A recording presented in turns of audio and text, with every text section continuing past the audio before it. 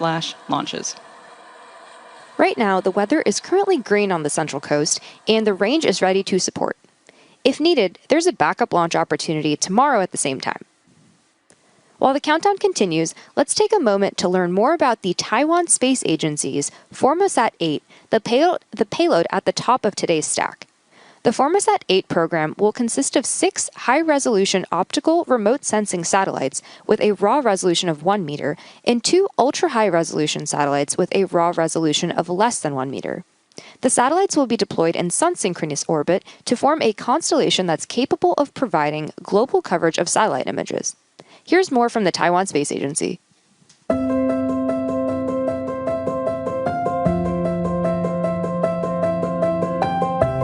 Taiwan holds significant advantages in semiconductors and precision machinery. With these capabilities, we are prepared to play a major role in the global space supply chain. Formosat 8 is Taiwan's first homemade satellite constellation, and we look forward to expanding our international partnership through this exciting project.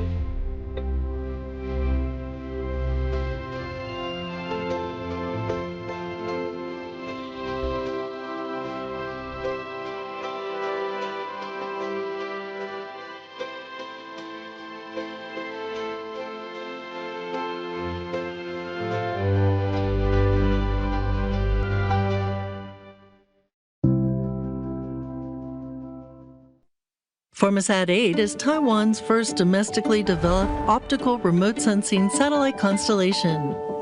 Up to 84% of its key components were developed domestically under TASA's lead. The constellation comprises 6 1-meter optical remote sensing satellites and 2 sub-meter higher resolution satellites. The first Formosat 8 satellite launches in 2025. Its optical payload functions as a large space-based camera with a focal length of 3,927 millimeters. Multispectral filters capture panchromatic and spectral images for use in homeland security, agriculture, and environmental monitoring. Time delay integration technology is used to accumulate multiple exposures in sync, significantly enhancing image quality and clarity.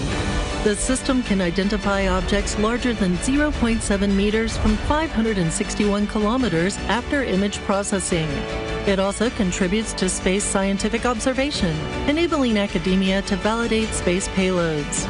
Once the constellation is fully deployed, it will achieve global coverage and will pass over Taiwan 3 times daily, delivering timely and reliable Earth observation data to support disaster management, national security, and global collaboration. Formosat 8 marks a key step in bringing Taiwan's space technology to the world and advancing our role in international space missions.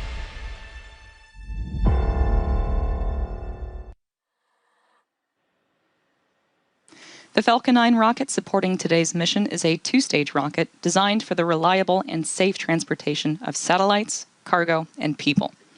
Starting from the very top of the rocket, we have the payload fairing. The fairing is a protective shell that houses all of the payloads, shielding them from aerodynamic heating until the vehicle is outside of Earth's atmosphere. The shape of the fairing contributes to Falcon 9's overall efficiency, helping to reduce drag during flight.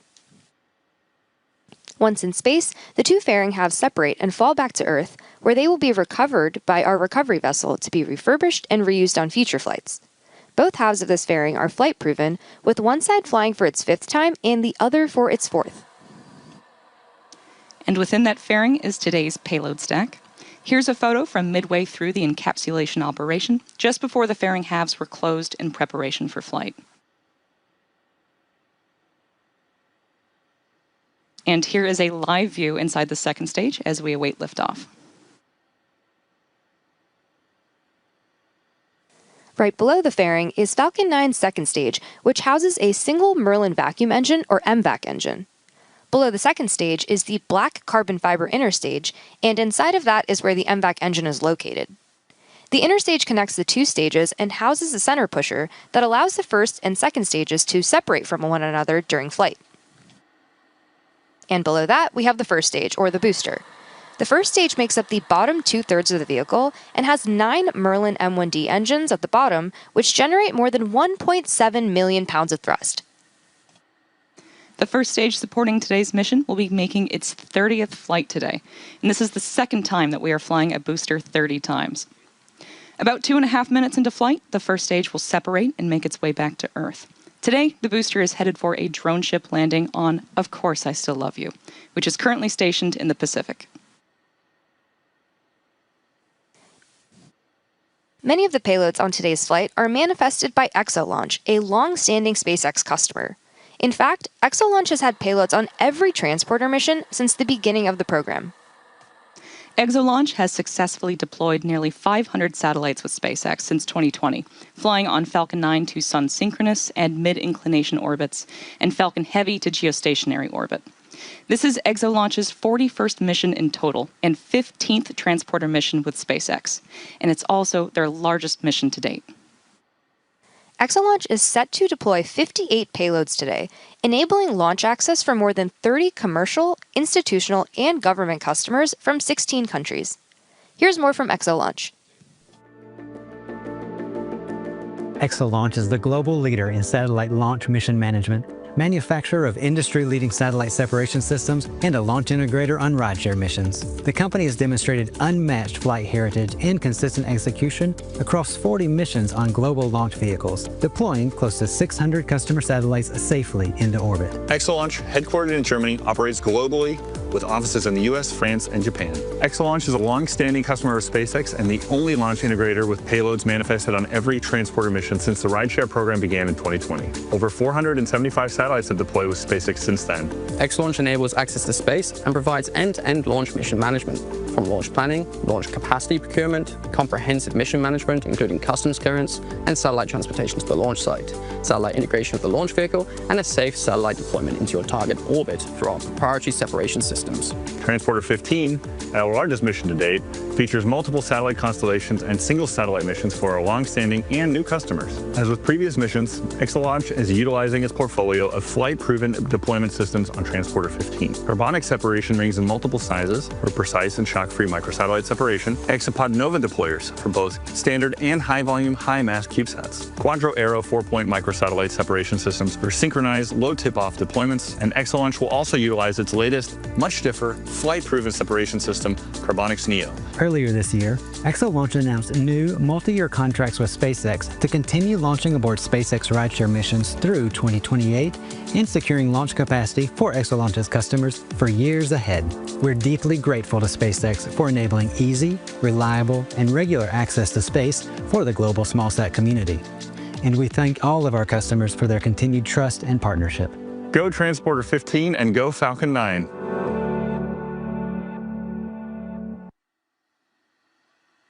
At T-minus 5 minutes and 35 seconds, all systems continue to be a go for an on-time liftoff.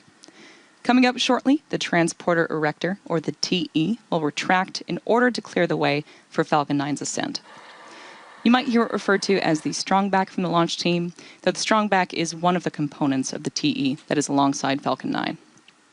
It's designed to transport, raise, and support Falcon 9 at the launch pad, and it's also equipped with umbilicals, or these flexible lines that are used to route the vehicle's fluids, power, and telemetry from the ground systems to the rocket and payload until Falcon 9 switches to internal power and clears the pad. Falcon 9 tanks are pressing for strongback retract. That's a good indication that we are on track for an on-time liftoff as the Transporter Erector prepares to retract.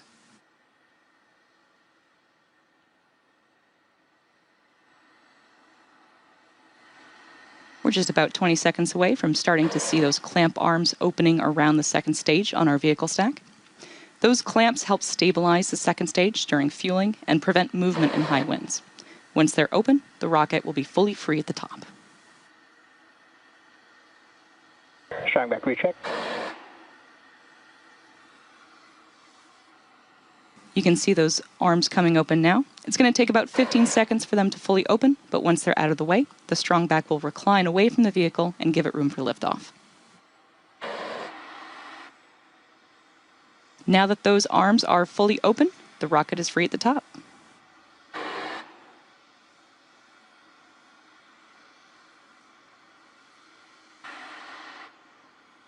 The launch tower's strong back is now moving away from Falcon 9, allowing it to stand freely before liftoff.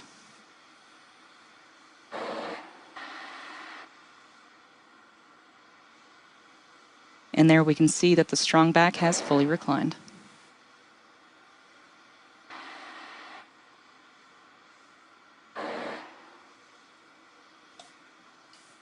Now at T-minus 3 minutes and 23 seconds and counting down, all systems are currently go for an on-time liftoff. Rideshare missions like today's significantly increase access to space for small satellite operators around the world, and we're excited to be able to offer these launch opportunities for our customers. In addition to helping drive down the cost of access to space by flying reusable vehicles, dedicated rideshare flights provide small satellite operators competitive pricing, increased flight opportunities, and flexibility. Overall, SpaceX's rideshare program has enabled our customers... Stage 1 LOX load is complete. Go. There was a good call out that liquid oxygen loading for the first stage has finished, finalizing propellant loading for the booster. Overall, SpaceX's rideshare program has enabled our customers to iterate on their technologies and grow at scale. There are all types of spacecraft on these missions, everything from payloads for the US government, to constellation deployments, to technology demonstrators, to re-entry vehicles. And we've also seen several countries launch their first spacecraft ever on board transporter missions, tons of student efforts, and even a father-daughter CubeSat project. And we're excited to see how Starship, our next-generation launch vehicle currently in development, will take rideshare to the next level. For more information on SpaceX's rideshare program, visit spacex.com/rideshare.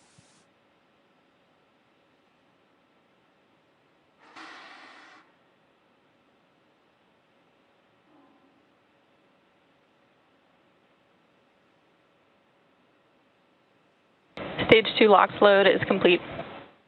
Great call out there, indicating that liquid oxygen for the second stage is now fully loaded, completing prop load for the upper stage.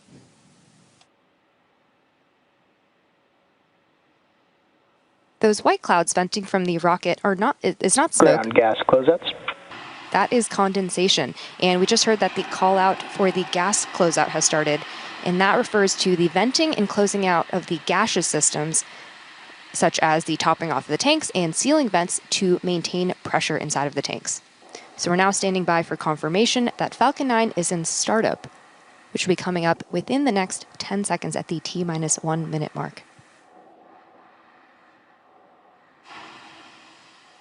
Falcon 9 is in startup. Now at this point, the autonomous flight computers have taken over the launch countdown, and stages 1 and 2 are pressurizing for launch. LD is go for launch. And with that note from the launch director, all systems are go for launch of Transporter-15.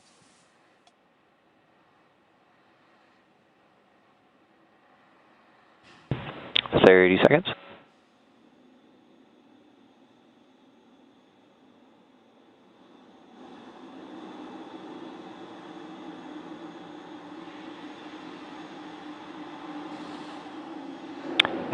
Seconds. T-minus 10, 9, 8, 7, 6, 5, 4, 3, 2, 1. Ignition, engines full power, and liftoff. Go Falcon, go Transporter-15.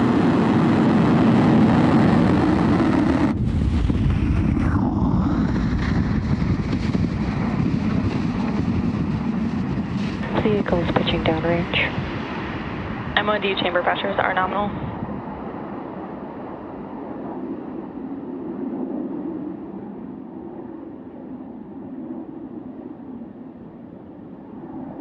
At T plus 31 seconds into flight, Falcon 9 has successfully lifted off from Space Launch Complex 4 East at Vandenberg Space Force Base in California. We're currently throttling down to prepare for max Q, the point of maximum aerodynamic stress on the vehicle. Nominal. Max Q is reached when the air density of the atmosphere decreases faster than the increasing speed of the rocket.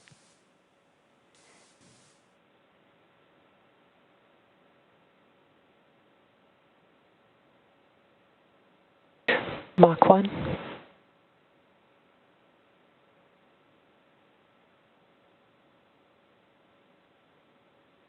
Max Q. And there's the call out for Max Q. Merlin engines are back at full power, and we're out of the throttle bucket. From here on, even though velocity is rapidly increasing, the atmospheric density is decreasing, resulting in less loads on Falcon 9. So coming up next, we'll have several events happening in quick succession, starting with MECO, followed by stage separation, and second engine start, or SES-1. Main engine cutoff, or MECO, is where all 9 Merlin 1D engines shut down to slow the vehicle down in preparation for stage separation, where the first stage separates from the second stage. Then the MVAC engine on the second stage will light, which is called out as second engine start 1, or SES-1. This engine burn, lasting several minutes, will propel the second stage and our payloads to orbit. After that, the fairing will jettison from the second stage, as it's no longer needed to protect the payloads once we're in space. Nominal trajectory.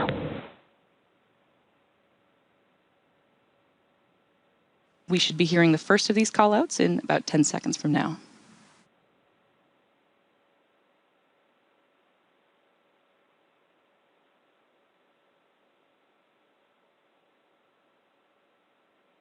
MECO. Stage separation confirmed.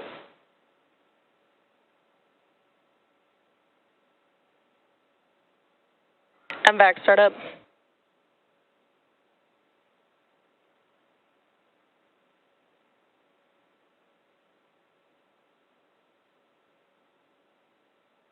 And there you heard and saw those 3 events that happened back to back, including main engine cutoff, stage separation, and second engine start 1. Coming up next will be fairing separation in about 20 seconds from now.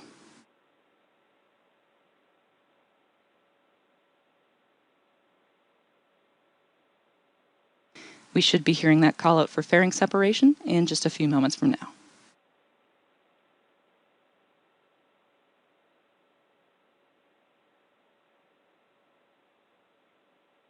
Fairing separation confirmed.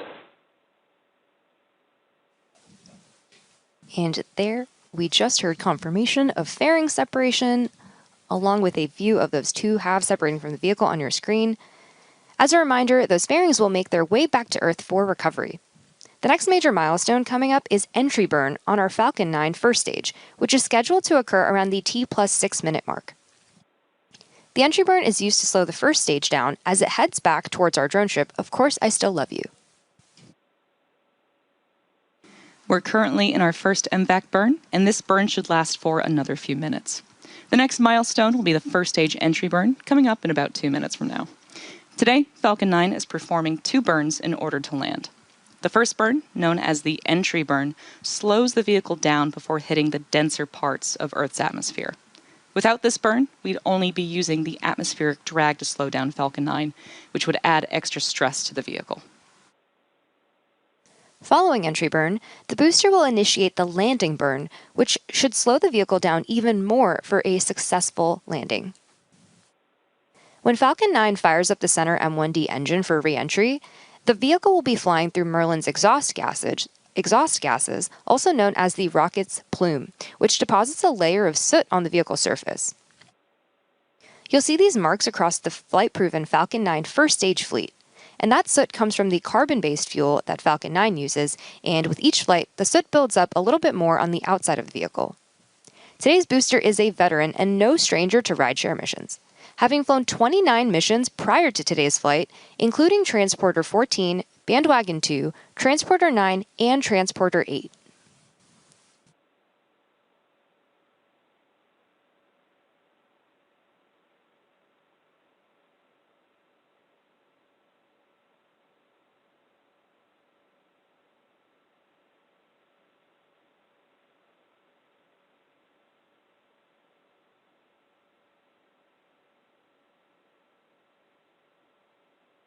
Falcon 9 is equipped with 4 hypersonic grid fins positioned near the top of the first stage that help steer the first stage as it returns to Earth, and we have a great view of 2 of them on our screen right now. We are moments away from the beginning of the entry burn. You should see the graphics light up as the engines do on the bottom of your screen. Stage 1 entry burn startup. Stage 1 FTSS saved. And there's the call out for the entry burn startup on the Falcon 9 first stage. This burn is set to last about 30 seconds and again is slowing down the vehicle in preparation for its final burn and landing.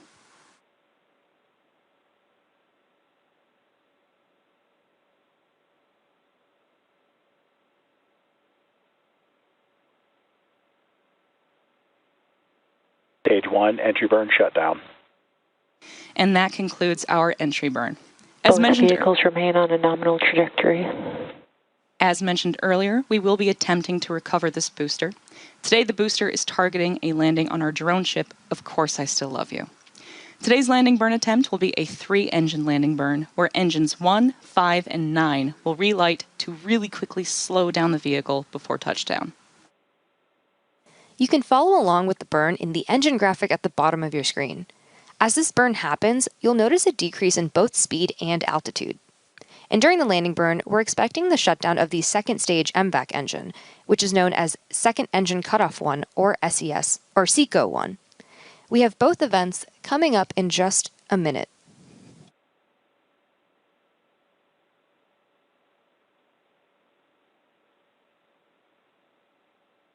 Stage 1 transonic.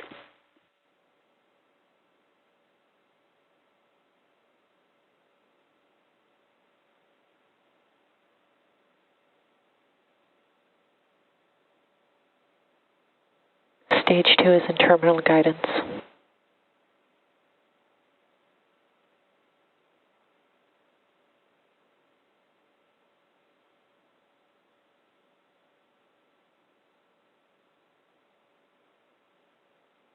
Stage 2, Stage 1 landing burn. And there you heard that call out for landing burn start on the Falcon 9 first stage. Again, this is the final burn that this booster will execute before touching down.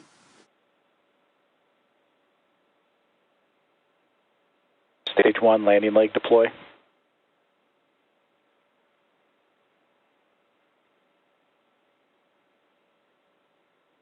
Stage 1 landing confirmed. As you saw and probably heard, we had a successful first stage landing.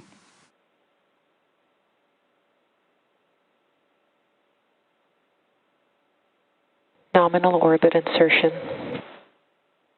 That was successful cutoff of our second stage engine, and we heard the call out for good orbit.